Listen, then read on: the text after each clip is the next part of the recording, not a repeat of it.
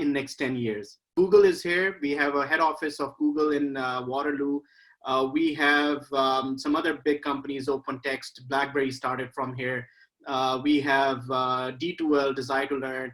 That was all started. Some of these companies were started by our own alumni. So there's a lot of tech industry around. So I will talk a little bit about that in my next few minutes. So I did my PhD and my master's both from the University of Waterloo. Then I went to teach at a business school for a year, and then I came back to Waterloo again. This is my alma mater, so I'm teaching here. I'm doing research here.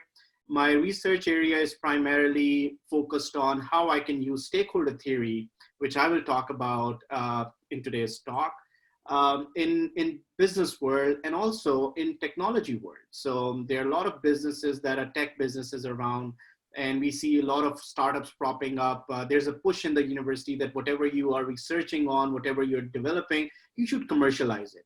So you should make a business out of it. So we see tons of students try every year. I happen to be on the committees of some of these students. We supervise them for a year. So their final year design project, I'm in the faculty of engineering, so you can imagine I'm dealing with people from mechatronics, from nanotechnology, from chemistry, from management engineering, you name it, we have it. So our faculty is quite renowned. It's world recognized. We have a very good co-op education program. What that means is that whatever we're teaching our students every term, we test that out by sending them on job in the next term. So there's one study term, and then there's a co-op term. And typically our students end up working for Apple, for Microsoft, for Amazon. They go to Silicon Valley, and so a lot of my students end up there for Tesla, for example. In fact, one of my roommates, when I was doing my master's, he worked directly with Elon Musk, and well, he was not a fan. So, so there are tons of this kind of push here about technology industry, and there's a lot of talent in this area. Now, why am I telling you all about this? When I came to Waterloo in 2010, things were different. BlackBerry was at its peak. So when I joined Waterloo, my funding for the master's program and the PhD program were from my supervisor, and he got the funding from RIM. At that time, we used to call it RIM, Research in Motion. So that's BlackBerry. And they were doing pretty well. Their stock price was at about $150. Just quickly Google it up and check what the stock price of it is today. It should be like $5, $6 right now per stock. So from $150, in 10 years, they're about $5 or $6 a share. So they destroyed a lot of value in their business, and they were a booming business. People were so used to their device, and it had good reputation. It was really secure. That's right. So 4.65 USD. I was talking about the Canadian because I still own some stocks, and I regret it. really, really regret it. So that's about $6 Canadian. So the idea behind working or talking about these tech organizations and how you should always remain ahead of the curve is so important. If you miss or if you make a few mistakes, in 10 years, either you're nowhere. Good thing about BlackBerry was they had a lot of cash when they were going out. So they had some money to sustain, and they had good patents, and they had good licenses, which they started giving out to their vendors, and they started earning some money from it. But their phone business went down the drain. And I remember meeting with the CEO of BlackBerry in one of the meetings at our university. And he mentioned that, no, this business is not for us. We don't make any money by going into phone business. It's just, I mean, it's good marketing for companies. And we were like, no, it's not that. You don't make it. That's why you're saying it. So if you are in that realm, you then realize what kind of value you have kind of destroyed through the business. All right, so now I'm going to formally start my talk. In today's presentation, I'm going to give you a brief background of what stakeholder theory is all about. And I'm going to let you pass through some of the examples. I will build on the BlackBerry example. I will build on some other examples like airline industry example and some of the COVID examples that we're all experiencing right now. And that is going to highlight the importance of stakeholders. Then I would talk a little bit about business ethics. So the ethical side of running businesses. And then I would open the floor to all of you to give your perspectives on what stakeholder management means for your local context. So if I'm looking at where you all are from, it's a very diverse group here. We have people from Azerbaijan, we have somebody from Canada as well, from China, Thailand, Zimbabwe, Namibia. So why don't you all share your experience once you learn about what stakeholder theory is all about, and then tell me whether it's working or not, whether you can challenge the stakeholder theory in this way or not. And most importantly, toward the end of my lecture, I'm going to ask a question. So what? Why are we doing all this? Why stakeholder theory? Why am I even teaching you this? So toward the end, we're going to have that kind of discussion. Now, I've already kind of gave you the background of where I'm situated and where I'm from. I just want to make a bit more comments on just to show you the contrasting situation of our city. So we have a lot of Mennonites also living in this city. If you don't know, Mennonites are generally known as very conservative Christians who have their own belief system, very, very conservative in terms of using technology, in terms of doing businesses. So they don't even use plastic money. They don't have credit cards. They're not using banks. They're generally farmers. And generation after generation, they are just passing on that skill or that land to their own people. And it's been going on in the city for the longest of time. So when I'm going to Walmart, which is just right across my street, Walmart is a superstore here. I also see some tech company CEOs, big shot car being parked there. And right next to it, there's a place where they can park their buggies because they don't use cars. So Mennonites, they're still riding horses with the buggies. So there's this kind of contrast in the city. And why I want to highlight this, because that brings so much diversity and so much, care in the air. We have people who just worship money and we have people who don't care about money.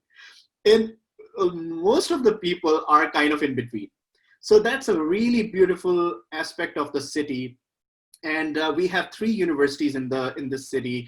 Wilfrid Laurier, it's a really good business school where I spent a year. University of Waterloo is well renowned. University of Guelph, it's about an hour drive from here. And that's like number 2 or number 3 in agriculture in the world. So it's again a very, very top of the line university when it comes to agriculture research. So these 3 universities attract a lot of talent.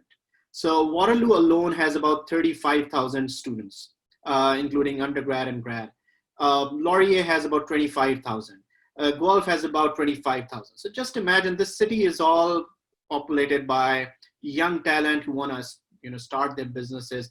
But there's also this old community, which is Mennonite community. We have Google and we have all this handcraft farmer markets where people just go and it's very local and it has character and all that. So that brings this character in the city, which is kind of developing a lot of entrepreneurship. And that I think is a very good driving force for this area. Now, leading back into the talk of stakeholder theory. Now, I have really talked about all of the stakeholders in my conversation so far. So all these people from different communities, they are our stakeholders. They're growing food for us. They have different belief systems. They are very diverse. They have different habits of purchasing, different habits of spending, different habits of raising their families. Very different from the other community, which is very high tech and all that. But everybody takes care of each other. Every person considers the other as a stakeholder. And they're taking care of that. And they're trying to add more value in the system. So stakeholder theory is all about creating value for multiple stakeholders, not just one stakeholder, not just 2 stakeholders. So who are the stakeholders? Ed Freeman wrote a book, a seminal book in 1984. Let me grab that for you. It should be somewhere here. Yeah. So he wrote this seminal book in 1984, Strategic Management. And Ed Freeman is he's an academic and he's a professor in Darden Business School, who actually challenged this whole notion of running businesses. At that time, the notion of shareholder theory was just there, which meant that the fiduciary duty of any organization is to create value for the shareholders only.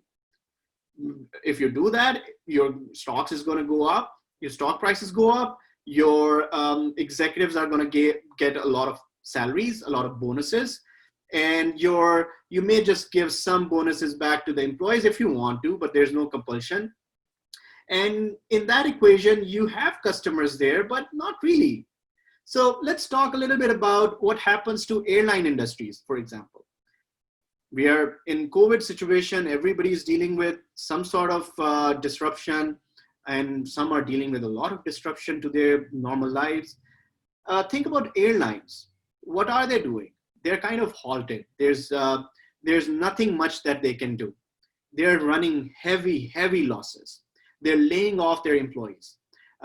In Canada, Canadian government is kind of helping the airlines stay afloat because they're thinking it's a strategic asset. When everything goes back to normalcy, we would need these airlines to be there, because then, I mean, if they just file for bankruptcy, it's just gonna destroy our future traveling plans. Now, what happened in North America in the last few years? If you look at what executives did normally in North American Airlines, they had a lot of money. They had a lot of cash. They made a lot of money. But what they were doing, they were just buying back their stocks. And when you buy back your stocks, what happens? It basically increases your stock values further. And when that happens, who's going to get the benefit? The executives. They're going to make a lot of money out of it. And this thing happened for a very long time. Whatever excess money they had, they reinvested that back into their own stocks. Now came COVID-19. They need money. They needed money to help take care of their employees. They didn't have the money. And they are such a white elephant. The governments then have to come and bail them out. They have to then go and spend taxpayers' money to bail them out every time. And that's becoming a real pain for so many people. So that's a classic example of, if you do not invest well in your stakeholders, if you do not take care of the people at the right time, or the stakeholders that are around you, you're eventually going to destroy value. You're not going to create value as a business.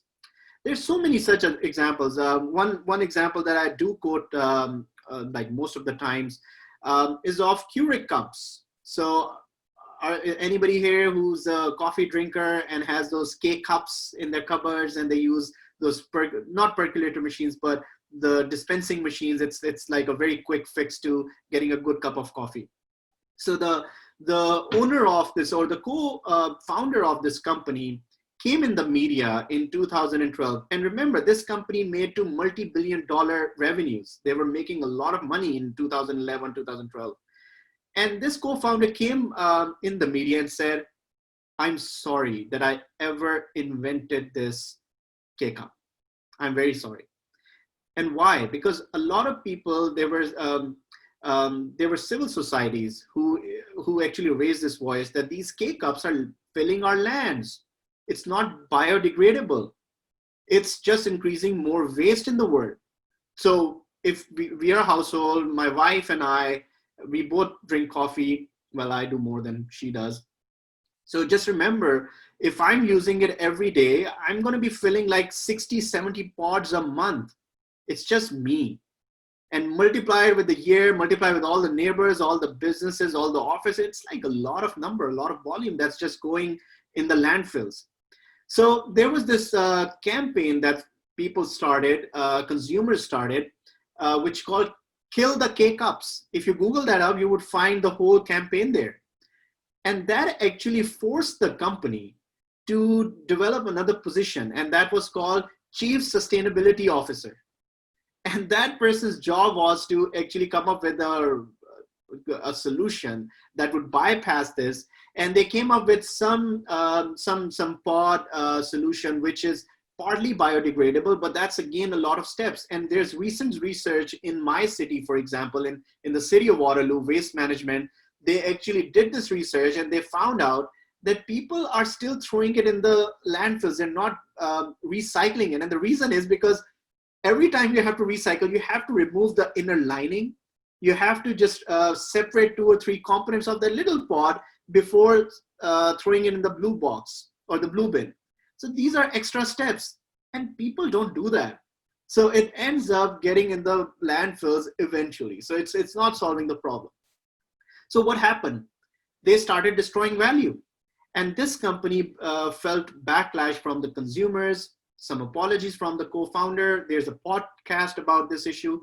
Now, remember, when the co-founder was asked by the investigator, the journalist, that why did you even come up with this invention? That was the most interesting part for me. The guy said, I wanted to reduce the environmental impact. And I did that because I didn't want people to go and drive to Starbucks to get a decent cup of coffee, so that they could get a decent cup of coffee in their homes or in their offices. And eventually that guy ended up destroying the environment, according to some. So if you don't take care of all the stakeholders, now who are these stakeholders? According to Freeman, they're typically your suppliers, your financiers. These are the people with the money, your environment, your communities, your employees, your customers. So typically, if you're taking care of all these stakeholders without any trade-offs, so that's the caveat in the whole stakeholder theory. You don't have to have trade-offs there. And there would be situations where you have to choose between people with the money or the environment. And that's a very classic example. A lot of organizations have to go through this. And if you are choosing, let's say, financiers over environment, well, you are choosing a trade-off, and that's going to destroy value eventually. It's in the long term, you're going to run losses. And what's the way around it? According to Freeman and according to stakeholder theorists, I also research in this area. What I've found is, if you cannot find a solution to dealing with this trade-off, you are not being creative enough. There's a solution, but you're just not thinking carefully about this.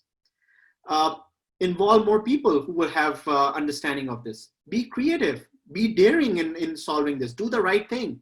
So it goes back, it transitions into the area of business ethics. So this is a field which gained a lot of traction back in 90s and 2000. A lot of business schools started offering courses in business ethics. I was in Darden last year. I was with this group of all the best stakeholder theorists in the world. They were all gathered. We were 25 of us discussing about our research, and Ed Freeman was leading this whole discussion. And at that time, we realized and we discussed about what's the way forward, like where should we head forward with this idea? With all this trade-offs in the business schools, one really interesting comment that he made was that I'm really against this notion of business ethics. And that was like amazing. According to him, that means that business and ethics are two oxymorons. One is business and ethics is like the opposite of it. So essentially what it's basically telling you is that businesses are not ethical and somehow you have to make them ethical, right? So that's exactly the message that's going out. And according to Freeman, that is the separation fallacy. That's a fallacy that does not exist. Actually, a good business will only be ethical business. A smart entrepreneur would be an ethical person who would take care of their suppliers. If you are in a situation, if you are in a country where people are not paying their suppliers on time, well, just think about it. The moment they're going to find somebody who pays them on time, they're going to go to them. They're not going to stay with you. So you're not essentially taking care of your suppliers then. If you're not creating value for the customers by being smart about changing, tweaking things in your products, listening to the customers, eventually you're going to run out of business. BlackBerry, I gave you the example of that. Now, I remember I was an avid BlackBerry user. And the reason was partly because they were paying me pay my bills in other terms. So when I joined the university, they were giving me the funding. So I was extremely loyal and I liked their product. I was using their QWERTY keypad, BlackBerry. It was secure, best on the line when it came. And I was hating iPhone. People who used to use iPhone, I used to judge them. I used to say, nah, you're just, hanging with the bandwagon and there's a more superior product here. And I was just being very, I don't want to call it, but it was being more arrogant about it. And I was wrong.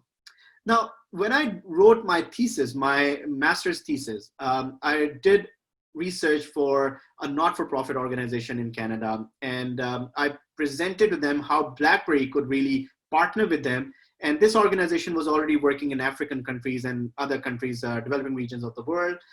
And I presented them this idea of developing low-cost BlackBerry phones. And I said, why don't you pitch it in Pakistan? Why don't you pitch it in India? And at that time, nobody was doing that. Remember, it's 2010. And they started building really thick walls around them. Reason, their innovation officers, they thought that their QWERTY keypad is never going to go out of style. People are always going to love it. They have the most superior product ever. And guess what? In 3 years, it crumbled like anything. People joined iPhone. People joined all these great things that different phones have. And Hans is saying, yeah, so BlackBerry is using Android. There you go. There you go. And before joining academia, I was working for a mobile app game development company. It was a spin-off of Lum's University. So probably most of you know, we're living in Pakistan. It's a premium institution. And I was working with their computer science people. And I was the business development manager. And we had tons of customers around the world. We were making good money in 2008, 2009. That was when iTunes was opening up and people were getting on the bandwagon of porting their other platforms onto mobile platforms. And I remember talking to people who wanted to switch to BlackBerry. Oh, it was a pain. It was a really bad product. You know why? Because in order to have one app working for cross platforms in BlackBerry, we had to develop multiple platforms.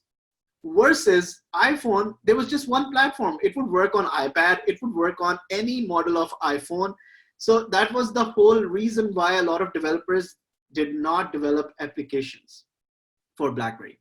So they essentially stopped caring about their users. They were just very happy with all the money, all the fame they had.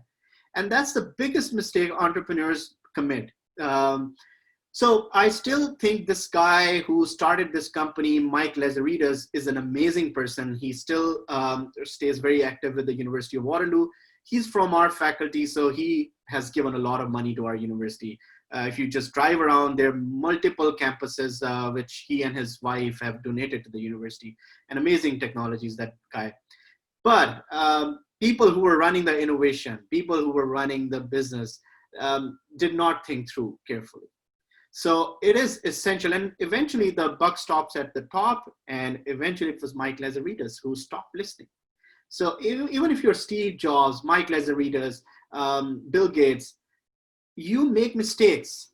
But the best thing about using stakeholder theory as a framework is that you would bounce back from those mistakes very quickly.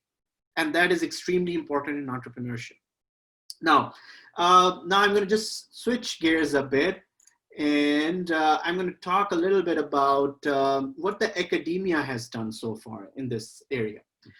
So I try to represent academics in today's talk by talking about what different models are there when you talk about business ethics and how to go about dealing with these kind of issues when you're running your own business, for example. Have you heard a term called corporate social responsibility, CSR?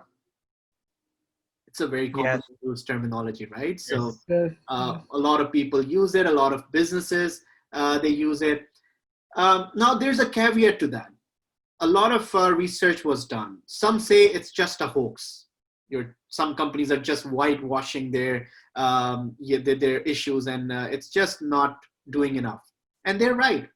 For example, A residual view of corporate social responsibility would mean that you have made a lot of money. You are really, a big shot now. And now you want to give back to the society, and you're just opening up a school. You're in the business of water or food business, but you're opening up a school, which is not aligned with your interest of the organization. Bad times come, 2008 came, economic meltdown happened. You just pull out of those kind of initiatives as an organization because you're tight on cash. And then what happens to the communities that are kind of reliant on this kind of initiative? They are just left hanging. So it's not doing enough. It's just giving them something, no problems there, but it's again not doing enough. It's at the whims of somebody who's probably a CEO or a director. It's on ad hoc basis most of the times. So it does good, but it's not enough. Now came Michael Porter. And Michael Porter is a very well-renowned professor from Harvard.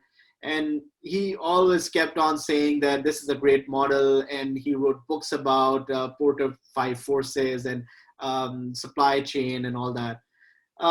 And back in 2011, he came up with an article in the Harvard Business Review with Mark Kramer. And he said, I think I was wrong throughout my academic tenure up till then. And he said, no, I think the companies should strategically align their interest with the interest of the communities.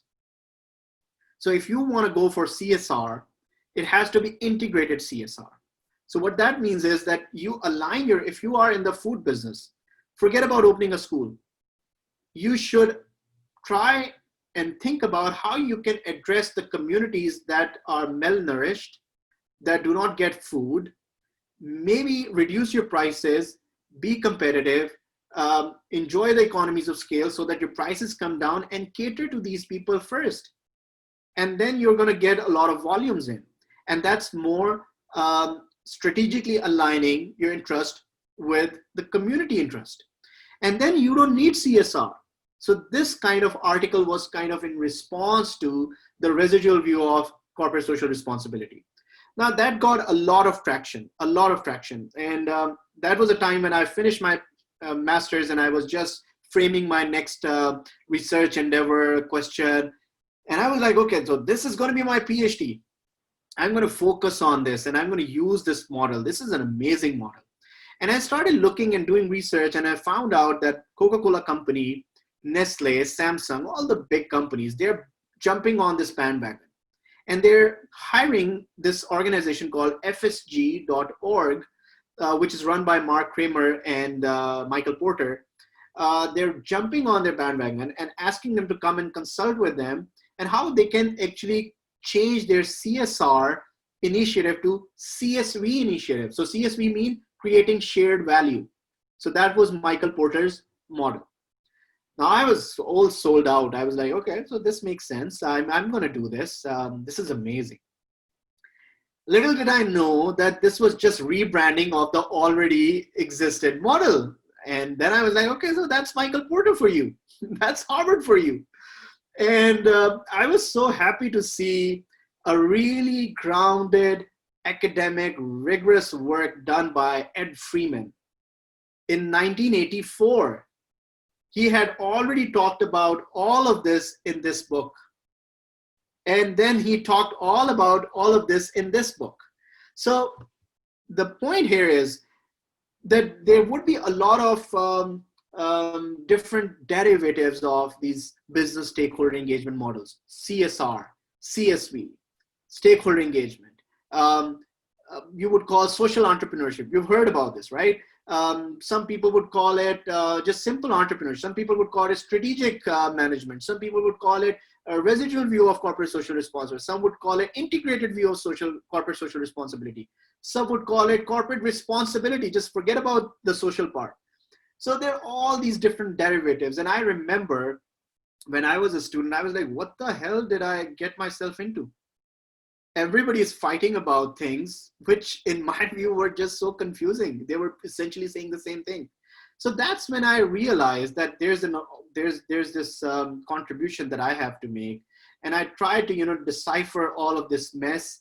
I said, okay, so let's just call about three models. One is Ed Freeman's model, creating value for all stakeholders, which is kind of like HTV license. So if you're aware of, I'm just going to use a very, I don't know if it's acceptable elsewhere in the world, but in Pakistan, if you are HTV license holder, which means heavy traffic vehicle license holder, you could drive anything, right? So stakeholder model was more of like that. If you have this HTV license, you will do all the other things that are out there, like the smaller version, CSR, integrated, residual, all that.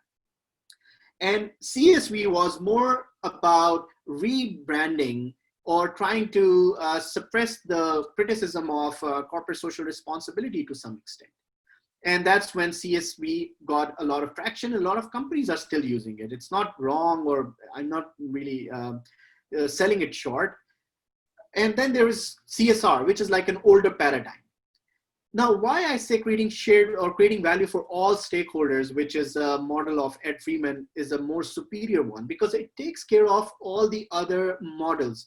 It goes beyond its call of duty. So if you're just thinking about just communities, you probably would be doing some trade-offs somewhere. So that's what Michael Porter suggested, that you have to think about the communities. Well, there are your customers too, and there are your financiers too, and there are other stakeholders as well. So who are your stakeholders? Coming again back to that discussion. Anybody who can affect or be affected by the decisions you make or by the way you operate in the business world is your stakeholder. It could be anybody. It could be the government. It could be non-governmental organizations. It could be trade associations. It could be civil societies. If you do not take care of all these stakeholders, chances are you're gonna just not do a good job. Now, the next question should be, how many stakeholders should I really look forward or try to appease? It's a $1 billion question. I don't know. I don't know. If you're thinking like, who are your stakeholders, that I can help you decipher. But prioritizing your stakeholders is, I think, a very natural course. So I was lucky enough to ask this particular question to Ed Freeman, and I'm going to share the response that he gave last year. He used an analogy. He's a musician. So Ed Freeman is also a musician. So he used an analogy that you have to harmonize the interest of your stakeholders. So if you're familiar with the musical theory, if you know how you play blues or that music or jazz music, it's not about how many notes you play. It's about how you play your notes. So it's really important the ones that you play are sounding good, creating a feel, are from your heart, and you're doing justice to it. So that's what jazz or blues music is all about. So that actually kind of resonated very well with my thinking process that, yeah, it's not about how many stakeholders you appease. It's about the ones you have that you have identified or you think about, how well of a job you're doing with them. Now, with time, as organizations grow, so my doctoral dissertation was all about startup companies, growth stage companies, and mature stage companies. I tried to look at these three stages of companies. How would they respond to various different stakeholder models? And I tried to understand whether startups are different from mature and mature are different from big organizations. And I was right, they are different. At a startup stage, I was interviewing a CEO, and 20 minutes in my interview, he said to me, Umair, I don't even care about this, and this stakeholder. Why are you even asking me questions about that? And at that point, I was like, well, really? Like, you don't think about all these? You have an MBA, come on, you should be thinking about all these stakeholders. And then I realized, oh, so you're an MBA. That's why you don't think about all these stakeholders. Because in the business schools, I'm not, don't get me wrong here, I'm not ridiculing MBA. I'm also from business background. So I did my BBA as my undergrad. So I pretty much know what goes in a business school.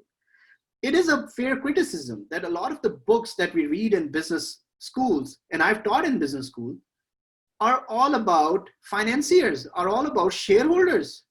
They don't teach us anything about other stakeholders. So that's not our fault if we're not thinking about all these different stakeholders. We're just very narrowly viewed on a few stakeholders. And that's where we all fall. So my message to you is stakeholder theory, there will be a lot of criticisms on that. I mean, like any theory, there are always criticisms. But the best thing to take away from stakeholder theory or stakeholder management is think of it as a framework, thinking framework. So when you're making decisions, whether they're business related, your career related, if you are an intrapreneur, not an entrepreneur. So if you're an intrapreneur, meaning that you're in a big organization, but you're acting like an entrepreneur to start something new there. So you have to have this framework or this hat on. If you're familiar with Edward de Bono's philosophy, you would know that he proposed that you have to have all these different hats on in order to make decisions. So think about all these various stakeholders when you're making your decisions. And this theory, to be honest, it's been about 9 years. I'm fully immersed in this and I enjoy this like anything. There hasn't been a dull moment, because the idea about stakeholder theory is that it's not going to give you enough that you're going to be satisfied. There will always be something new right in front of you. So that goes in the really deep realm of philosophy, which is like ethical philosophy. When you talk about deontologicalism, when you talk about utilitarianism, when you talk about pragmatism. So stakeholder theory would say, let's be pragmatic. Let's solve the world problems and forget about all the other, philosophies. They're important, but I mean, let's get things done. And that's something that I really, really enjoyed about stakeholder theory. And one other comment that I want to make here for people who are joining us from Pakistan, and I can tell whether other people are aware of it. So you know about Allama Iqbal. So there was a chapter that I was reading by somebody. He did an amazing job in writing that book. So there was an author from Lums. I'm forgetting the name. Maybe so. Khushnud? No. Maybe I shouldn't call the name because I'm going to mispronounce it. But that professor does a lot of research on Iqbaliyat. And he wrote a book with some of my colleagues at Laurier University. So I was there. And this book came out. And I read a chapter that was all about pragmatism and Islam. And I was just very interested in just reading that what is the Islamic view of philosophy and pragmatism. Because I have been grown up reading about stakeholder theory and personal construct psychology, which both follow the framework of pragmatism. So it was a great kind of awakening for me that Allama Iqbal was also a pragmatist.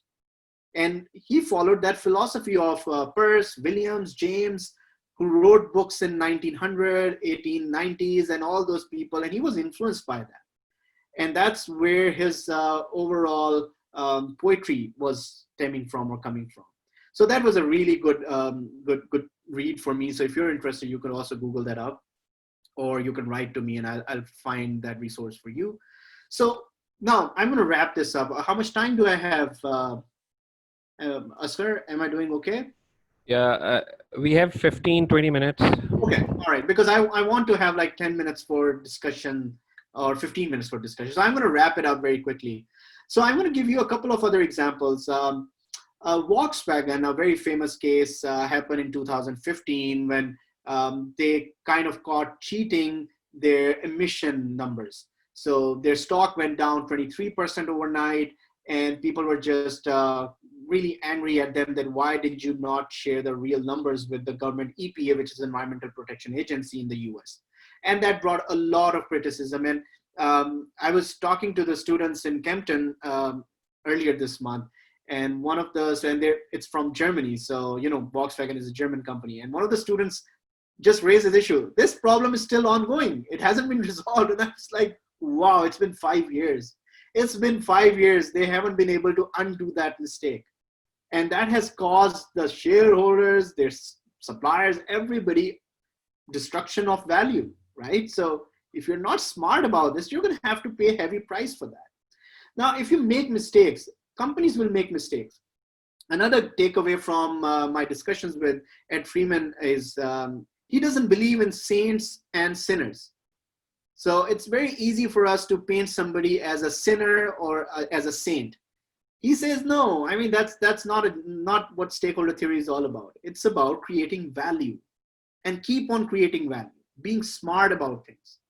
And don't paint people as saints and sinners or organizations and saints and sinners, because they can easily be converted into sinners or saints. And there are tons of examples like that. Another example, Google Maps. So there was a really famous case recently, a lot of unreal listings showing up on Google Maps.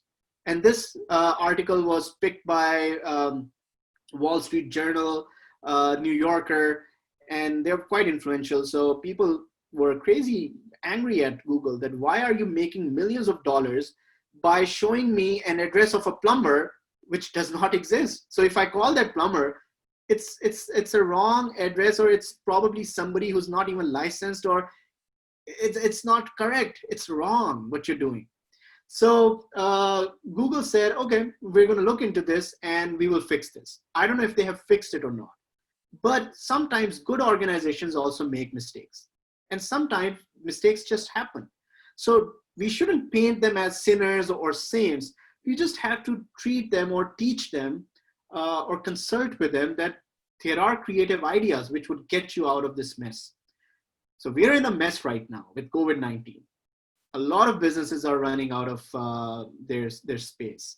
A lot of restaurants are never going to come back, which is a very sad thing. A lot of other businesses are affected beyond comprehension, so they're never going to come back. But there are some businesses that survived. Universities survived.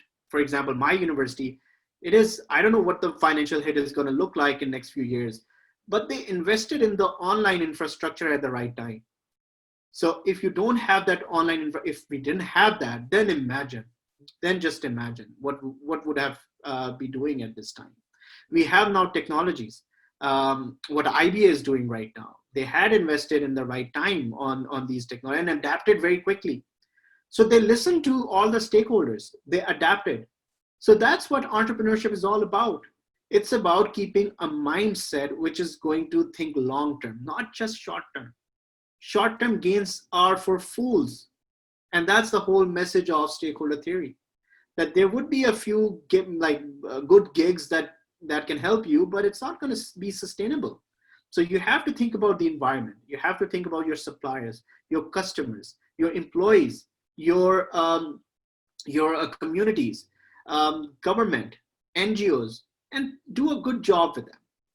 So with that, I'm going to end my talk and I'm going to open the floor for any discussion items. You can share your questions in the chat box here. You can maybe open your mic. I don't know how to moderate this. Asghar, probably I'll just take your lead. Mostly they ask question through voice note. That's fine. So That's even better. So now you can ask me questions. Hello, sir. Uh, Hi. Hi. Sir, is it really a mistake when you have your suppliers or your manufacturers are little children who spend long hours making shoes? That's And that's that, also breaking the law in many countries. Yeah, absolutely. That's not so good. doesn't that go into the idea of being a sinner in an Oh, organization? well, that's beyond sinner. I would say that's actually breaking the law at every level.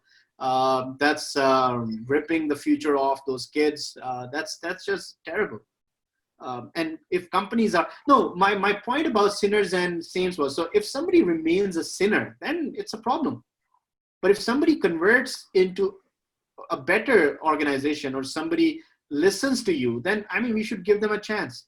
That's what Nike did, I think. If I stick with your example, back in early 2000 or late 90s, they had backlash on this particular issue, child labor. A lot of these sport good manufacturing companies who get things built in Sialkot, they had this issue. In Bangladesh, a lot of such issues propped up. Gap is a famous case. So they had issues there. So, and in China, I mean, you know about Foxconn. So China was developing, or they were manufacturing iPhone for the longest of time, and Foxconn was their supplier, and they had terrible employee laws and situation for employees there. A lot of people committed suicide in their places because they were working long hours in inhumane places. So that's beyond sinner, in my opinion. Yeah. Yes, so in that same way, this idea was coming into my mind that you said that a smart entrepreneur will be an ethical person. Like, and there's like a good business is ethical. Like, they are not two Yep. different entities. It's Yep. not an oxymoron. Yep. It's not an oxymoron. They must be ethical.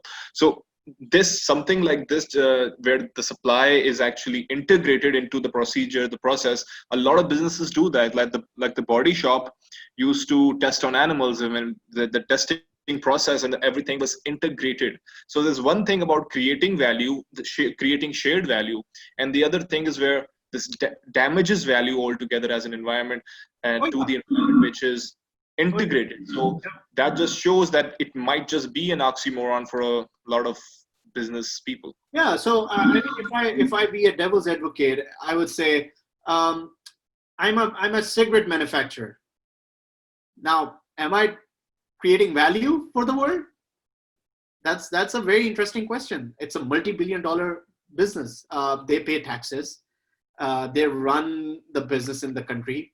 If I'm being a devil's advocate, I would say, yeah, they're creating a lot of value. They're keeping the stress level of the nation down by just giving them smokes, right? But that's wrong. Uh, they have to think Uh, about long term. There is research which suggests that the benefits, the negatives outweigh the benefits. I mean, the value that gets destroyed by these people losing their lives, or the medical bills they have to pay for cancer treatment and all that, it outweighs the benefit big time. So eventually and essentially, they're destroying value. But if you are a cigarette company, and now I gave you a lecture on stakeholder theory, what are you going to do now? That's what I was trying to get to. There is a sinner, but with this stakeholder theoretic understanding, you're going to do something to transform that business. Uh, Boeing did that. So there were a lot of emissions coming out of their engines. They built engines that were more fuel efficient, 20-25% fuel efficient. So we haven't made I'm it to sorry. sorry. I would like to say something very quick because I think it's gonna finish very soon, and there's really something I want to say. If you don't mind that I cut you off now, I'm sorry because I think everything's gonna cut, and yeah, because I wanted I to was talk to you here. about like. Can you hear me? Yes, please go ahead. Okay, yeah. So basically, what I wanted to say is that sometimes it's very difficult to compete with unethical business. And also, for example, there could be an example where there's American business where they have their IP, intellectual property to have a competitive advantage, and then you have the Chinese that steal this information and use it in other countries. I'm sorry for the music.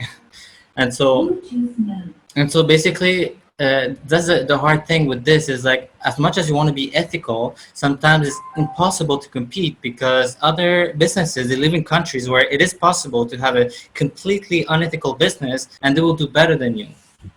I hear you, and I think that's a very applied problem in Pakistan too. I'm from Pakistan, so I've seen a lot of industries. A lot of my friends they do their business, and I hear all about these stories that are coming out of there.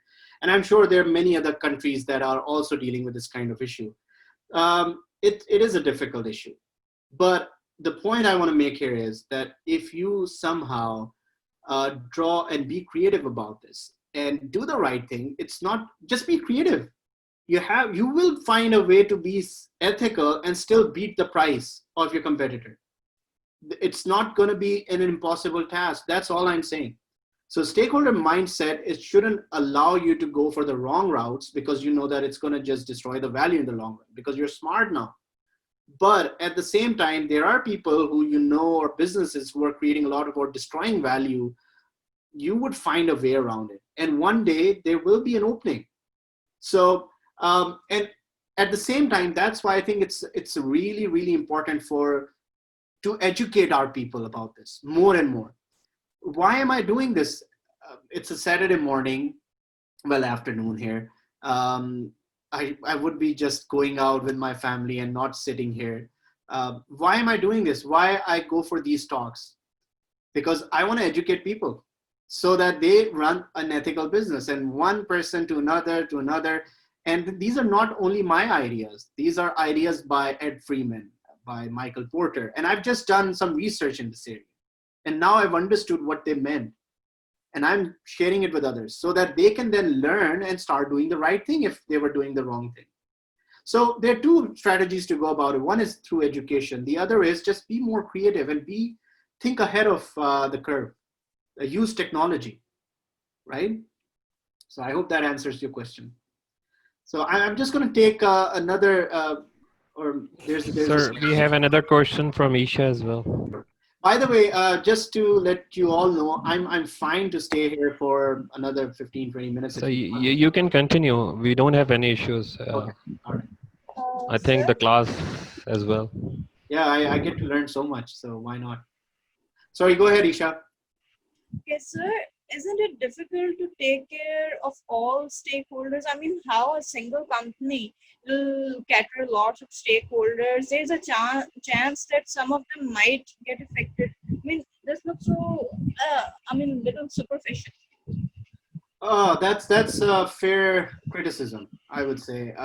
And that's a criticism that a lot of people raise in strategic management area onto stakeholder theory area. So there's a fight going on in literature and academia about this. I would again go back to that comment of that it's not about how many notes you play. It's about how right you play those notes. So you have picked up in blues music and in jazz music, there are not many notes that are going on. Perhaps in alternative rock or rock genre, you have all these different notes going on and you're using using all these different notes. But in blues, they're just 2-3 notes and you're just going back and forth, back and forth, back and forth, and doing a good job with it. So that's exactly how you should approach this stakeholder theoretic idea. Identify the stakeholders that matter the most. Like I said, 5 stakeholders. Start with them. Your employees, your customers, your suppliers, your environment, and communities. And all the other that might be super important for you. So if you're running a business with, let's say, governments, then government is your very important stakeholder. You can't go wrong. So make a map, then start doing a good job. And along the line, there's a civil society that's propping up and challenging your business. Consider them as a stakeholder too. Add them in. And then step by step, but start with these 5 stakeholders as a good starting point as an entrepreneur. So that would be my suggestion, but I hope that answers your question. Do we have any other questions? Yes, I do have a question. It's similar to Isha's question. So I wanted to ask that wouldn't the stakeholder theory distract us from achieving our main goal, main target? Like if we have limited amount of resources, energy, and time, if we spend all of that in making everyone happy, then how will we focus on what we want to do with that? No, when you're saying everyone happy, that's not what trade-off meant. So I'm just going to go back to this notion, this idea. If you're not taking care of your employees, do you think they're going to be productive? No. If you're not developing a product that's going to appeal to customers, do you think that's going to sell? Not really. If you're not paying your supplier on time, do you think that supplier is going to be loyal to you when the bad times come, when you need more supply? Is that supplier going to step up? No, right? If you destroy the environment, do you want to leave this kind of world for your kids? Or, I mean, people would raise questions about your business then. If you're not taking care of the community, if you're in a community, for example, BlackBerry, it employed the city like anything. So we had about 10,000 jobs just by just one employer in 2010 and 2012. And when BlackBerry was going down, it was a painful thing to watch in the city. A lot of houses were going on sale. A lot of people were losing their livelihood. Restaurants were getting lesser customers because, I mean, they were in those areas. So bad things started happening in the community. And if you don't think about all these concerns or all these issues, then think about it. It's not going to be sustainable for you in the long run. But if you're an entrepreneur, if you're a startup, you have to start by thinking about these different stakeholders as your core, and then try to create value or maximize value for all of them. Harmonize your interest with all of them. There would be situations where some stakeholder would take precedence over the others, but you have to balance them somehow, either long run or through being more creative. And there are tons of examples like these. I gave you the example of Google just now, that they made mistake, but I mean, we are using Google like anything in our daily lives. We haven't stopped using it because they're also creating a lot of value for us. But they also committed a mistake. Sure, they're going to rectify it. We just have to identify this mistake to them. Every day we read a lot of scandals every day. I mean, just go on any news at Bloomberg, you would find tons and tons of scandals every day propping up. So that is not to say that these are sinners and these are saints. It is to say you have to, then there's a problem, now you have to fix it, but get the stakeholder theoretic framework in front of you to solve this problem. And then you'll be fine. All right. Thank you. Any other questions? Yes, sir. I was going to extend on the question of that now. All right, I am a tobacco magnate, and I'm thinking about how to harmonize all the nodes, harmonize the play, thinking about all the stakeholders and how to go about everything, so minimize the value damage that I'm doing.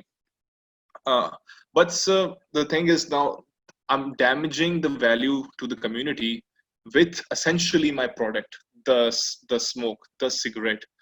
So how does with that product so well integrated into the system, how will I be thinking about what creative steps do I take? So do I think about making a cancer-free cigarette? Is that the creative steps going about it? Or because it is so well integrated, it's like whatever I do, I can host campaigns, I can make cancer hospitals. That doesn't feed the purpose here, because the problem is well integrated into the system. That's actually a question that I've also struggled with for the longest of time. And this was my own question to me, that what would I do with this question? If I get an executive position in a tobacco company, for example, what would I do? So I think there are some things you can do. Absolutely. In Canada, for example, it's very expensive. Like this, getting cigarettes, it's not easy. And there are very strict laws about who gets those cigarettes. So no underage sales. And people even who can afford, because of the price of it. So if I do give an equivalent of one pack of cigarette here, it's going to cost in Pakistani rupees about 1,500 rupees. So if you're a chain smoker or somebody who has this kind of bad habit, you're going to be spending a lot of money, and eventually you're going to cut back on your habit a bit. So you're going to just, instead of being more prone to smoking, it's going to come down. But that was not something that the companies did. It was something that the legislation did. It was something that the governments did. So other stakeholders intervened. Policymakers made sure that there's a really, really horrific picture on the box of this cigarette. And I mean it, it's horrific. If you Google cigarette pack in Canada, you're going to see some really bad images, and they get showed on the box, on the cigarette box, so that it's one line of deterrence. And there's research about it. If you see what is going to happen to you if you do this, it's going to deter you. It's going to stop you from doing this. And then there's this campaign, no smoking inside. You know, I'm living in a house. It's my property, for example. Nobody can say whatever I want to do in the house. It's my job, right? But you know, I can't even smoke in my house. It's against, like, we have smoke detectors. It's just not allowed. So just imagine in -40, I don't want to go outside and have a smoke. I'd rather just cut that habit. So there's some things like there are stakeholders who are making it really difficult for people to smoke. Now, my dad is a smoker. He used to be a smoker, not anymore. But he smoked for like 40 years. And he was in Canada in 1960s and 70s, and then he went back to Pakistan. And he visited us, like he started visiting us a few years ago on regular basis. And he was so surprised to come and see, oh my God, you can't really smoke in the house, or you can't even go outside and have a smoke. So there's a law, you cannot smoke within 10 meters of the building.